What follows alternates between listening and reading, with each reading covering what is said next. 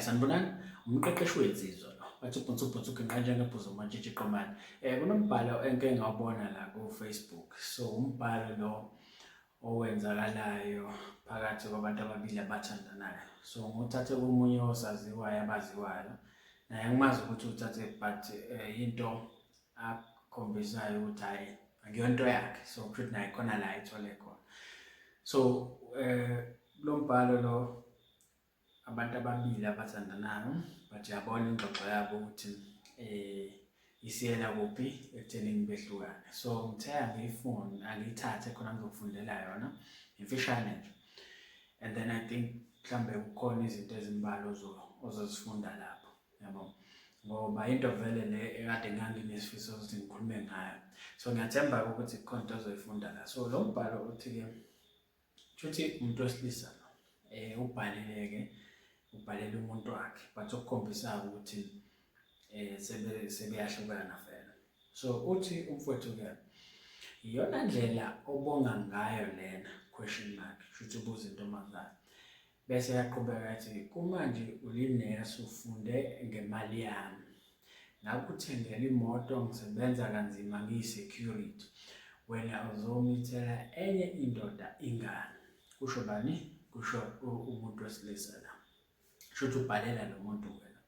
Okay, so intombazane iyaphendula-ke ngendlela ephendula ngayo. Ithi intombazane, ngudokotela ongimithisile, akayona indojeyana njengawe, futhi akaze ngikucela ukuthi ongenzele zonke lezi zinto mina. So iphela lapho-ke le nto.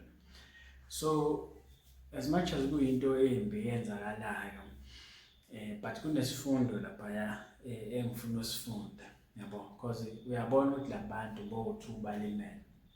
Omunye lo bhalayo wesilisa uyakhombisa ukuthi okay,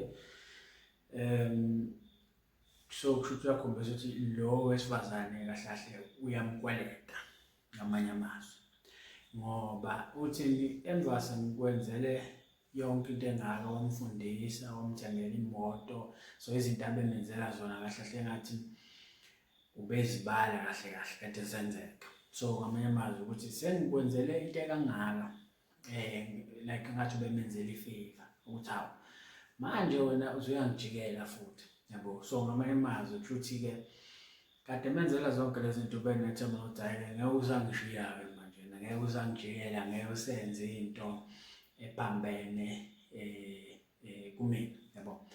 Kodwa wena intombazane iyaphendula ngendlela yokudelela, ukukhombisa ukuthi iyamcwasa lo mtshita, ayibongi yonke into abemenzela yona. Kahle kahle nje ikhombisa ukuthi hhayi kahle bimyuza, and iziyaveza ekugcineni ukuthi hhayi bengacelanga phela. Okay, kulungile-ke. I think usuya-understand-a i-context yayo yonke lento, but into engifuna ukukuvezela yona noma uyi-understand ukuthi futhi iyokusiza ngelinye ilanga, ngoba into embi akusho ukuthi kuwena ngeke izenzeke. Mhlawumbe nawe ungenzeka ubhekane nesikhathi esikanje, asazi kuningi okwenzakalayo. But into engifuna ukuthi uyi-understand uma kukhulunywa ngothando, ukuthi uthando is about giving. So uchaza ukuthini lokho? So uma ukhetha ukuba sewuthandweni nomuntu, okokuqala nje uqale phela ube-attracted imoto, angithi?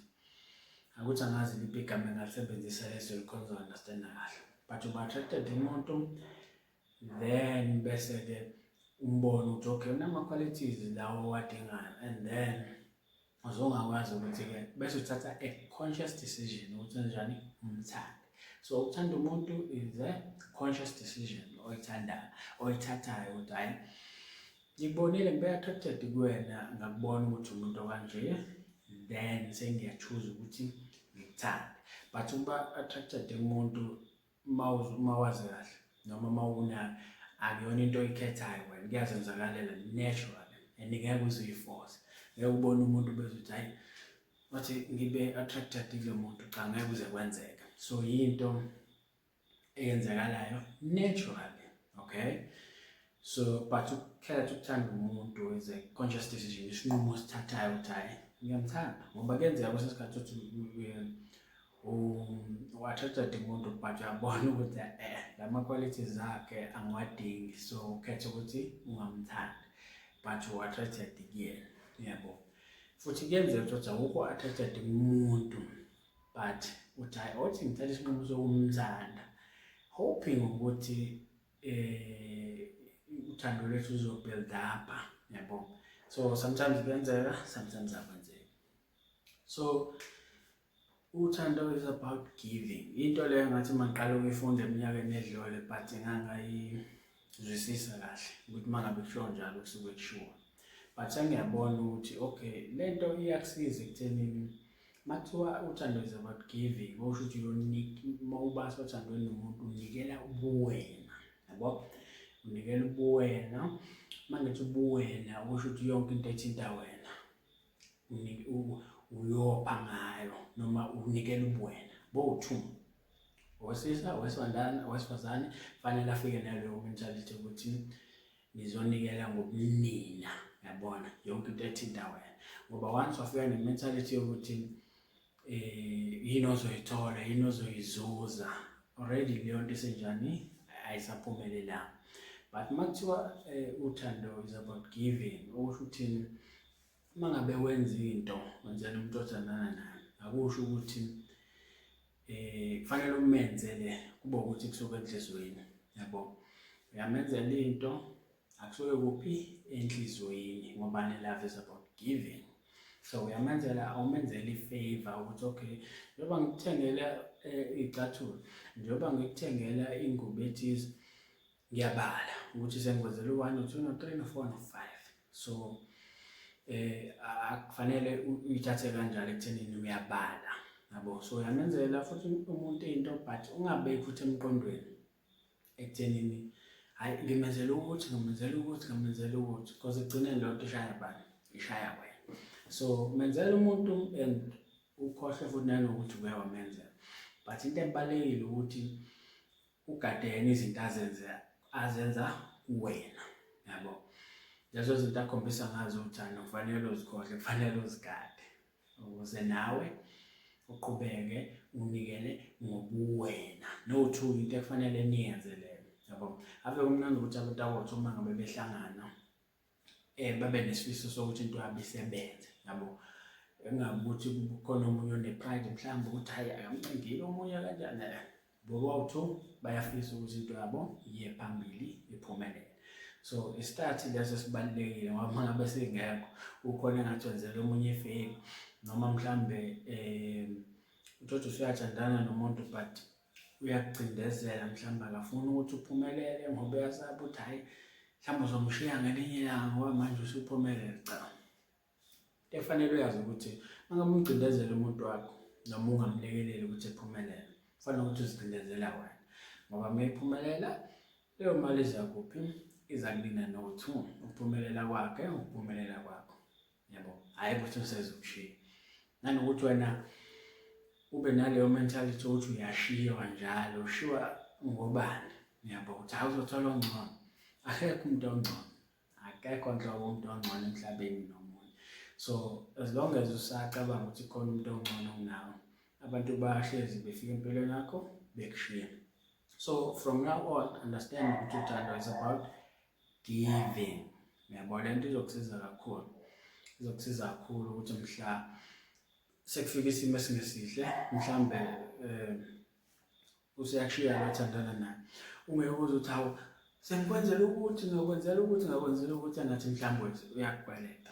Akulungile ngoba buhlungu understand ukuthi hayi okay, mhlawumbe useya kwenye indawo, usethola omunye-ke amthandayo, yabo. So ungabe ngathi uyakukweleta noma usuzofuna into zakho akwenzele zona.